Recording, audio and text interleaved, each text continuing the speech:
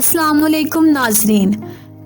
आपने बहुत सारी जंगों के बारे में सुन रखा होगा, लेकिन 1932 में ऑस्ट्रेलिया ने एक ऐसी जंग लड़ी जो ना तो किसी कंट्री के खिलाफ थी और ना ही किसी ग्रुप के खिलाफ, बल्कि ये जंग ईमू नामी एक बेज़बान परिंदे के खिलाफ लड़ी गई। सुनने में ये बहुत अजीब लगेगा कि किसी को परिंदे से क्या मसला हो सकता है कि उसके खिलाफ पूरा मिलिट्री ऑपरेशन स्टार्ट कर दिया गया, लेकिन हकीकत में ऐसा हुआ और ऑस्ट्रेलियाई हुकूमत ने ये कदम उठाया तो ऑस्ट्रेलियन मिलिट्री को शिकस्त से दोचार होना पड़ा। पहली जंग अजीम के बाद पूरी दुनिया एक अजीम मुआशी बहरान का शिकार हो चुकी थी और ऑस्ट्रेलिया भी इस जद में आ चुका था। डिमांड और सप्लाई इक्वल ना होने की वजह से चीज़ों की कीमतें बुरी तरह नीचे गिर रही थी, जिसकी वजह से ऑस्ट्रेलिया में किसानों ने काश्तकारी करना बंद कर दी। वो फसलें नहीं उगा रहे थे क्योंकि वो अपनी लागत भी पूरी ना कर पा रहे थे। ऐसे में जब हुकूमत ने देखा तो हुकूमत को ये अंदाज़ा हुआ कि अगर हालात ऐसे ही चलते रहे तो वो दिन दूर नहीं जब ऑस्ट्रेलिया के पास खाने को कुछ भी ना होगा और उन्हें हर चीज़ इंपोर्ट करनी पड़ेगी।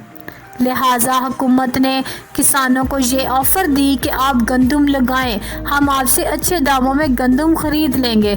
इस बात पर किसान राज़ी हो गए और उन्होंने फसलें उगाना शुरू कर दी।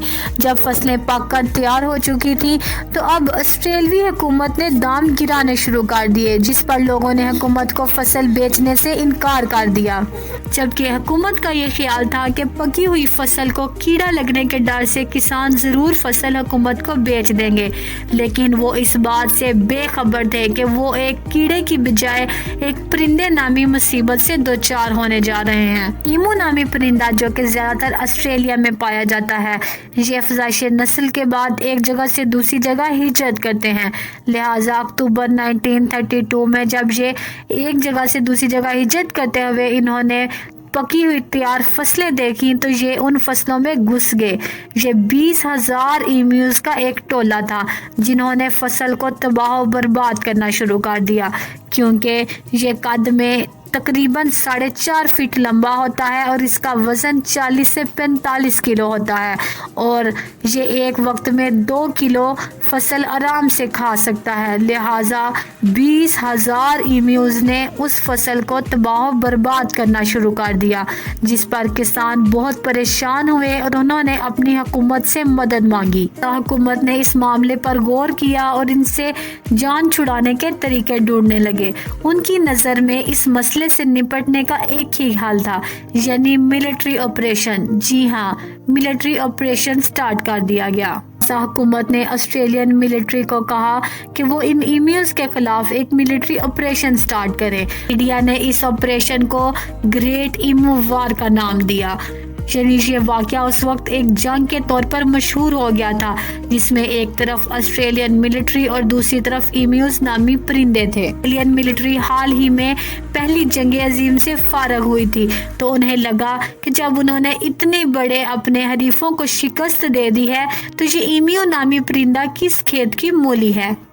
लिहाजा उन्होंने चंद सोल्जर्स को मशीन गन्स और गोलियों के साथ जनूबी ऑस्ट्रेलिया भेज दिया। लेकिन अभी ऑपरेशन शुरू होना ही था कि उस इलाके में बारिशें शुरू हो गई और बारिशों की वजह से 1 महीने तक के लिए इस ऑपरेशन को रोक दिया गया और इस दौरान ईम्यूज़ की तादाद में इजाफा होता चला गया और इसके साथ साथ ही तबाही भी बढ़ती जा रही थी।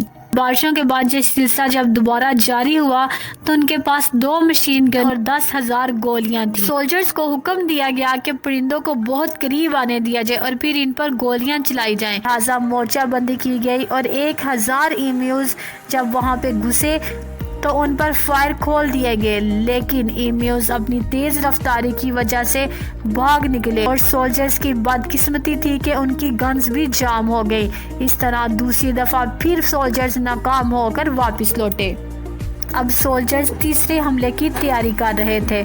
इस बार उन्होंने उस इलाके को टारगेट किया जहां पर ईम्यूज़ बहुत बड़ी तादाद में मौजूद थे, लेकिन सोल्जर्स ये देखकर हैरान हो गए کے ایمیوز کے گروہ بن چکے ہیں اور ہر گروہ کا اپنا ایک سربراہ ہوتا ہے جو دوسروں کی نگرانی کرتا ہے اور انسانوں کے قریب آنے پر خطرے کا الارم بجا دیتا ہے۔ اب سولجرز ایمیوز کا پیچھا کرتے کرتے تھک چکے تھے۔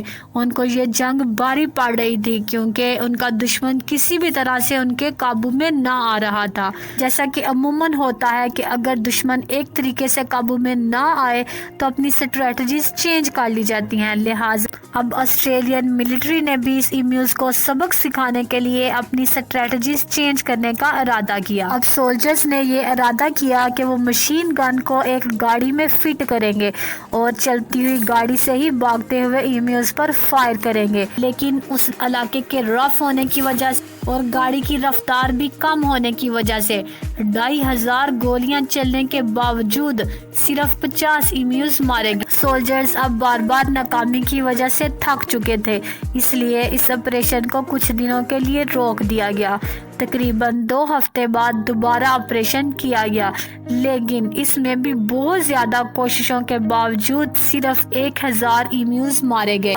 یعنی 10,000 گولیوں سے 1000 ایمیوز مارے جانے کا مطلب تھا ایک ایمیو کو مارنے کے لیے 10 گولیاں چلائی گئیں، جس پر پولیٹیشنز کا کہنا تھا کہ اس جنگ میں اگر کسی کو میڈل ملنا چاہیے تو وہ ایمیوز کو ملنا چاہیے جنہوں نے 10 میں سے 9 گولیوں سے اپنا بچاؤ کیا۔ اتنا خرچہ کرنے کے باوجود بھی وہ اپنا ٹارگٹ اچیو نہیں کر سکے۔ اس وقت میں اس آپریشن پر تقریباً $10,000 خرچ ہوئے تھے، جو کہ آج کے دور میں $100,000 بنتے ہیں۔ یہ آسٹریلین ملٹری کے لیے ایک شرمناک واقعہ تھا، لہٰذا اس جنگ کو بند کر دیا گیا، یعنی ایمیوز نامی پرندے یہ جنگ جیت چکے تھے۔ وقت گزرتا گیا اور ایمیوز کی تعداد بڑھتی گئی، جس کی وجہ سے کسانوں کو بہت زیادہ نقصان اٹھانا پڑ رہا تھا۔ لہٰذا کسانوں نے ایک دفعہ پھر حکومت سے مدد مانگی، جس کے نتیجے میں حکومت نے انعام کا سلسلہ شروع کیا اور لوگوں کو یہ کہا اور بہت ساری بندوقیں لوگوں میں بانٹ دی گئی اور انہیں کہا گیا کہ جو جتنے زیادہ ایمیوز مارے گا اس کو اتنا زیادہ انعام ملے گا، جس پر لوگوں نے بہت زیادہ ایمیوز کو مارنا شروع کر دیا۔ جب یہ خبر میڈیا تک پہنچی تو لوگوں نے برطانوی حکومت کو برا بھلا کہنا شروع کر دیا اور اینیمل رائٹس کی تنظیموں نے بھی آسٹریلیا کے خلاف ایکشن لینا شروع کر دیا۔ آسٹریلوی حکومت کو یہ فیصلہ واپس لینا پڑا، لہٰذا آسٹریلیا میں بار سسٹم انٹروڈیوس کروایا گیا، جو کہ آج تک جاری ہے۔ اس جنگ میں آسٹریلوی حکومت کو اپنی اسٹریٹجیز ہر دفعہ چینج کرنی پڑی اور ہر دفعہ ناکامی ان کا مقدر تھا اور ایمیو نامی پرندہ یہ جنگ جیت چکا تھا۔ میں امید کرتی ہوں کہ آپ کو میری یہ ویڈیو پسند آئی ہوگی۔ Thanks for watching. اللہ حافظ۔